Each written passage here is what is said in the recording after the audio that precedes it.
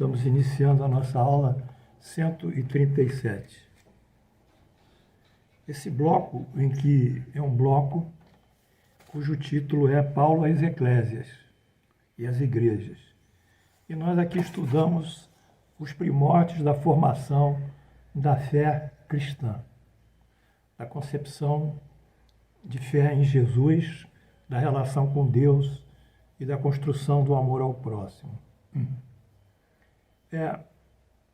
Esse bloco ele faz parte do capítulo 19 do nosso Evangelho segundo o Espiritismo, A Fé Transporta Montanhas, em que nós interrompemos a leitura do capítulo 19 para incluirmos esses textos que nos vêm por inspiração.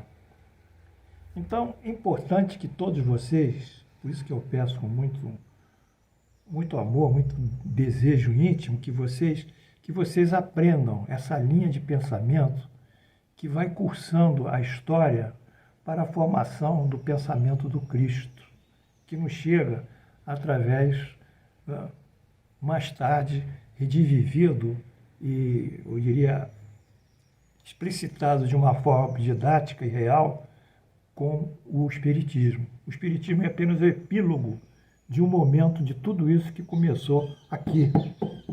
Começa aqui na Casa do Caminho. Começa através de Estevão, de Pedro, de Tiago e do jovem João. Então, se vocês puderem me acompanhar, eu sei que é um pouco, às vezes, cansativo isso, vocês entenderão realmente a evolução do pensamento do homem. E, no caso, do pensamento religioso, minimamente ocidental, que eu não vou tratar, né, das coisas hinduístas, nem chinesas, né, da cultura chinesa, nem da cultura indiana. Mas nós temos que entender que essa linha de pensamento que vai construir. Não adianta eu entrar num século, num outro, numa opinião aqui, outra opinião ali, porque tudo isso são posições fragmentadas. Eu tenho que entrar no alinhamento e na evolução, na linha do tempo propriamente dito, de todas essas manifestações. Daí eu me fixar aqui, nesses primórdios do cristianismo. E nós vimos na aula passada que Paulo interrompeu Saulo, que já fazia a sua exposição referente a Jesus, consignando Jesus como Salvador. E Paulo, ao escutar Jesus como Salvador, ele se retrai, porque ele é um doutor das leis, ele tem como Salvador a doutrina legada por Moisés, ou seja, os 5 livros de Moisés, que são as leis e os profetas. Então ele recorre à sua história, a história religiosa do povo de Israel, para contestar nesse momento Estevão. E diz, o nosso povo passou por uma série de fatos extremamente evidentes que caracterizam a presença de Deus junto de nós, a presença de Deus. Nós saímos do Egito, atravessamos o mar, as águas se recuaram, o mar vermelho, entramos no deserto, fomos guiados durante o dia por uma nuvem que se conduzia à nossa frente, ou por uma tocha de luz que à noite, quer dizer, fomos durante 40 anos caminhando nesse deserto, fomos alimentados pelo maná que caiu do céu, que era uma substância gelatinosa, que aquecida gerava uma espécie de pão. Fomos dessedentados por uma rocha em Meribá, quando Moisés quebra com a sua vara, bate a sua vara à rocha, a rocha se abre e sai a água pura. Enfim, esses eventos todos marcaram a história do povo de Israel. E são eventos que vêm de Deus, não podemos negar Deus, não podemos negar os fatos, não podemos negar Moisés. Aí ele entra e diz assim, e quem é esse carpinteiro desconhecido, que inclusive, deprecia Jesus crucificado, sangrado, junto de 2 marginais, que são os ladrões? Então ele começa a contestar a posição de Estevão à luz dos fatos religiosos, históricos e da tradição judaica. Essa foi a aula 136 e hoje nós continuamos com esse texto. Saulo prossegue. Tende nessa casa a glória do Senhor Supremo. Assim barateada, quer dizer, a glória do Senhor Supremo, vocês estão desconhecendo. Todos os doutores do templo conhecem as histórias do impostor que celebrizais, com a simplicidade da vossa ignorância. Olha só que texto. Acho que todos os doutores conhecem Jesus, que vocês consignam pela sua própria ignorância. Não vacilais em rebaixar nossos próprios valores, apresentando o Messias, um ungido, dilacerado e sangrento, sob os apupos do povo. Quer dizer, como menospreza Jesus. Lançais vergonha sobre Israel e desejais fundar um novo reino? Então, nesse momento, Saulo chama atenção para o desvirtuamento da glória de Deus. Ainda uma vez mais, compara toda essa tradição fértil, rica, de Israel com aquele carpinteiro desconhecido. E ainda indaga que será a criação de uma nova doutrina? Vocês estão pretendendo isso? O ambiente acompanha o silêncio, porque Paulo silencia e o ambiente toda aquela assembleia fica em silêncio. Estevão, inspira profundamente, toma a palavra. Amigo, bem se dizia que o Mestre chegaria ao mundo para a confusão de muitos de Israel. Ou seja, quando nós colocamos uma ideia nova num sistema qualquer, uma ideologia, um juízo de valor, o sistema que está ali, vigindo de uma forma conservadora, seguindo seus próprios princípios, ele se sente agredido, porque ele terá que mudar os seus referenciais, mudar a sua forma de se desenvolver socialmente, culturalmente, intelectualmente, religiosamente. Então, o sistema reprime, rechaça sempre a nova ideia. É comum. Uma nova ideia sempre é rejeitada no início. E aqui acontece também com a doutrina de Jesus. Toda a história do nosso povo é um edificante documento da revelação de Deus. Isso é verdade. Toda a história de Israel revela Deus. No entanto, não vejo nos efeitos maravilhosos com que a providência guiou as tribos hebreias. No passado, a manifestação do carinho extremo de um pai desejoso de construir o futuro espiritual de crianças queridas do coração. Enfim, então ele vê que toda essa condução no deserto, as 12 tribos de Israel, tudo isso foi um evento magnífico. Então, Estevão contesta nisso, dizendo sim, o valor, a cena, que a vinda do Messias, comparativamente às revelações divinas, existem, porque também existiram esses eventos que Paulo assinala, como um evento, vamos supor, de uma nuvem que guia ao longo do deserto, é um alongamento, uma continuidade daquilo que vai aparecer, vai ser emergir com a vinda do Messias. Não há solução de continuidade, não há interrupção. Antigamente, diz Estevão, éramos meninos até no trato com a revelação. Agora, porém, os varões e as mulheres de Israel atingiram de adultos no conhecimento. Quer dizer, o próprio povo judeu foi evoluindo espiritualmente. O Filho de Deus trouxe a luz da verdade aos homens, ensinando-lhes a misteriosa beleza da vida, com seu engrandecimento pela renúncia. Quer dizer, a grande beleza da vida, ela começa no ato que você renuncia à sua própria individualidade para servir o próximo. Mas servir o próximo é servir a Deus. Então essa é a grande beleza, você trabalhar pelo próximo. Né? Isso o que é? Nada mais que a caridade. Sua glória resumia-se em amar-nos como Deus nos amou. Ou seja, a glória de Jesus é o amor ao próximo. E nós vimos isso, que o amor ao próximo nada mais é do que a caridade em ação. E ele indaga também porque o povo achava que vinha um Messias para libertá-lo. Isso é muito do povo, libertá-lo do jugo romano. É muito comum o povo fazer isso. É uma visão populista do povo, imediatista, que vai vir um príncipe, vai vir um general, um militar, libertar todo mundo e após a vinda desse homem, toda a sociedade se renovará subitamente. É isso, é sempre assim.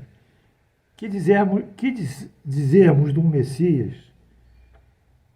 que encaminhasse o cetro do mundo, disputando com os príncipes da injustiça o galardão dos triunfos sangrentos, das batalhas?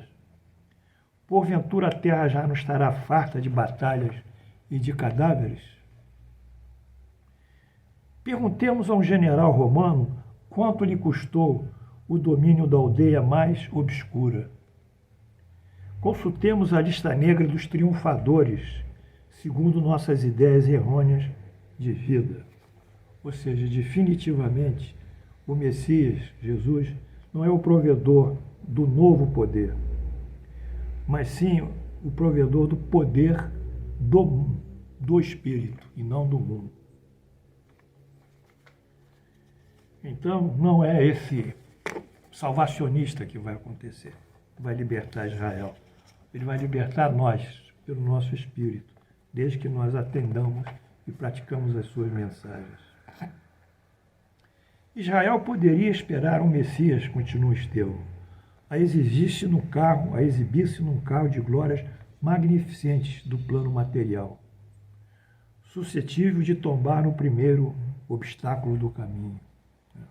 Mas o reino do Messias não é esse mundo. Ele já disse no seu diálogo com Pôncio Pilatos: meu reino não é desse mundo. Então atentemos para o que Jesus propõe. Qual é o propósito de Jesus? O propósito de Jesus não é fazer a justiça social aqui embaixo. O propósito de Jesus é nos modificarmos para que, em consequência, a justiça social venha. Mas ele não pode avançar, como não avançou aqui na libertação dos judeus, seus irmãos de sangue. Tudo isso é um processo, tudo isso é um caminho. Não atropelemos as coisas. O necessário é modificarmos a nossa natureza. E em nos modificando, nós vamos modificar aqueles que estão em torno de nós. E em modificando aqueles que estão em torno de nós, modificaremos um microambiente e depois, com uma extensão constante de ampliação e de dimensões cada vez mais alongadas, vamos modificar o social. Mas não é assim. Não é pela imposição de uma lei, imposição de uma verdade, por mais verdadeira que seja, só há uma verdade, é que nós vamos modificar o sistema social. Porque o homem é o que gera o fator social. É a sua ação na sociedade que gera o que nós chamamos da ciência sociologia. Quer dizer, como o homem pode agir bem ou mal, a sociedade contra-reagirá bem ou mal também. Se não modificarmos a essência, a substância mais pura, a que está dentro da sociedade, no núcleo dela, que é o coração do homem, nós não poderemos modificar a sociedade. Isso é uma utopia. Isso não se realiza. Por isso que todas essas ações estão fracassadas, todas essas políticas estão fracassando, porque a base é o próprio homem. E quando o homem se modificará? Modificará a partir desse trabalho secular, que nós não sabemos há quanto tempo levará ainda, só Deus.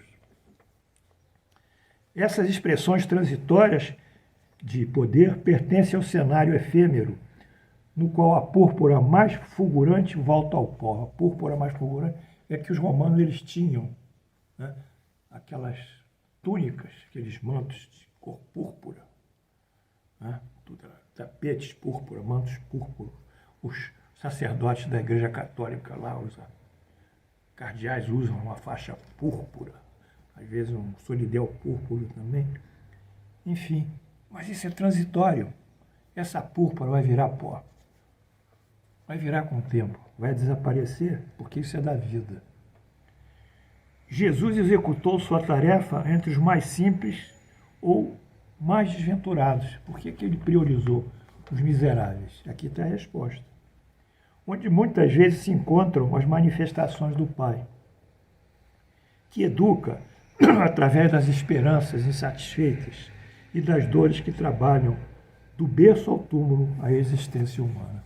É justamente nesse ambiente de sofrimento, de dor, de exposição, de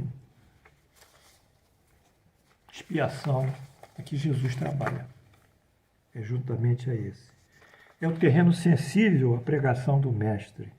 É aquele onde se encontram os sofrimentos e as dores, onde a carência e as necessidades crescem. É aí que Jesus atua.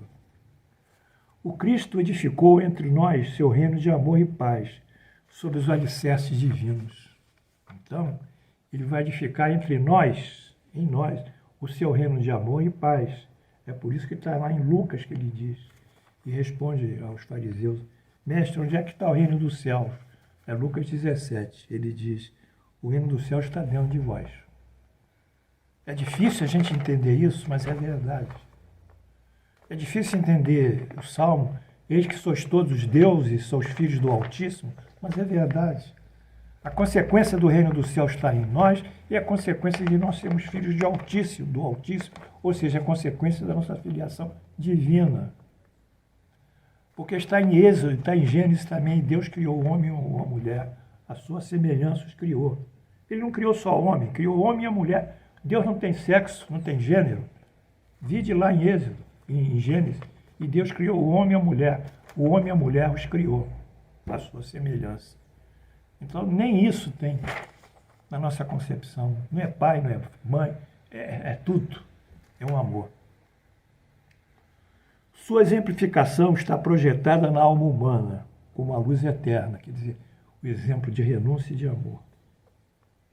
Quem de nós, então, compreendendo tudo isso, diz Estevão, poderá identificar no emissário de Deus um príncipe belicoso? Não tem nada a ver. Não, o Evangelho é o amor em sua expressão mais sublime.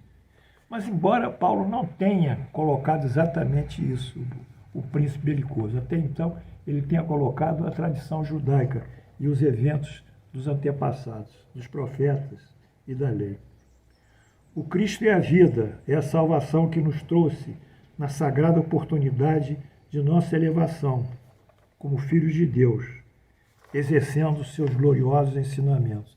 Isso está muito bem colocado. Quer dizer que nós vamos exercendo os gloriosos ensinamentos de Jesus, que não são só de Jesus, são da própria humanidade, porque são as máximas morais que são comuns a todo indivíduo, todo homem. Nós vamos, pouco a pouco, reencontrando a nossa identidade superior perdida. Nós vamos reencontrando a nossa filiação. Vamos voltando a buscar a nossa herança como filhos de Deus. Estevão encerra a prédica. E agora, irmão, peço vênia para concluir as minhas palavras. Se não vos falei como desejáveis, falei com o Evangelho nos aconselha, arguindo a mim próprio na íntima condenação dos meus próprios defeitos. Então ele questiona, argui os próprios evangelhos. Que a bênção do Cristo esteja com vós. Aí ele termina. Portanto, o Cristo nos leva a retomar a divindade imanente em nós, até aqui esquecida, mas pelo exercício. Há muita diferença entre chamar o Cristo, evocar Cristo e fazer o que o Cristo manda. Manda não. Cristo era um homem de persuasão, ele não impunha, ele não impôs nada a ninguém, ele aconselhava. Então, é muito diferente. Chamar Senhor, Senhor, como ele diz, e não façais o que eu digo. De que adianta? Ele fala isso. Então, é importante nós separarmos o Cristo da doutrina. O achar do Cristo, do fazer como Cristo. O ter fé em Cristo e do realizar o que o Cristo propõe. O visualizar Cristo como um espírito superior e, na prática, exercitarmos os seus ensinamentos superiores. Uma coisa é a concepção teórica do Cristo ou a concepção religiosa do Cristo. Outra coisa é a prática dos ensinamentos do Cristo. São duas condições. A concepção nos dá o destino e a prática nos dá o exercício. Uma e outra estão ligadas, atadas. A teoria nos dá o sentido, mas o exercício da teoria na prática realmente realiza esse sentido. Então, nós temos que entender isso, e é isso que Estevão ainda não tinha entendido, porque ele não tinha separado ainda a doutrina praticamente do Cristo, tamanho impacto que aquela comunidade de primeiros cristãos recebia. Que a bênção do Cristo esteja convosco, termina Estevão. Aí Paulo intervém. Interrompe, inclusive Estevão. Exijo continuação da discussão, que o pregador espere, pois não terminei o que preciso dizer. Espera, Estevão. Estevão replica serenamente. Não poderia discutir. Por que, indaga Paulo? Estás intimado a prosseguir? Não, amigo. Elucidou interpelado calmamente. O Cristo aconselhou que devemos dar a César o que é de César e a Deus o que é de Deus. Se tendes alguma acusação legal contra mim, exponde-a sem receio e vos obedecerei. Mas no que pertence a Deus, só a Ele compete arguir-me. Então, nesse momento, Estevão responde à dimensão de Deus, não ser suscetível à arguição dos homens. A nossa fé não pode ser arguída pelos homens. É uma questão nossa, é uma questão de fé, é uma questão nossa junto a Deus. Então ninguém pode nos arguir sobre a nossa fé. Só Deus. Vocês entenderam isso? Isso é importante também. Cada um tem a sua fé, seja qual for, seja qual religião. Nós não temos o direito de arguir ninguém sobre as coisas de Deus. Isso é um ato do próprio espírito, do próprio indivíduo.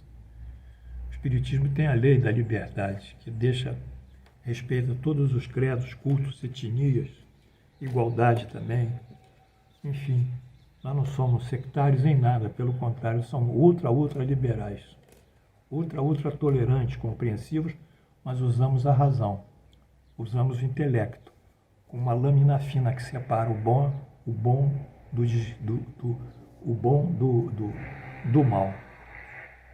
Então é nesse momento que nós vamos caminhando, porque ninguém poderá, como disse Estevão, arguir da nossa fé. Mas eu preciso elucidar os erros dessa casa. Necessito perguntar e, a vez de me responder, no tocante ao Evangelho, replicou Estevão, já vos ofereci os elementos que poderia dispor, esclarecendo o que eu podia fazer,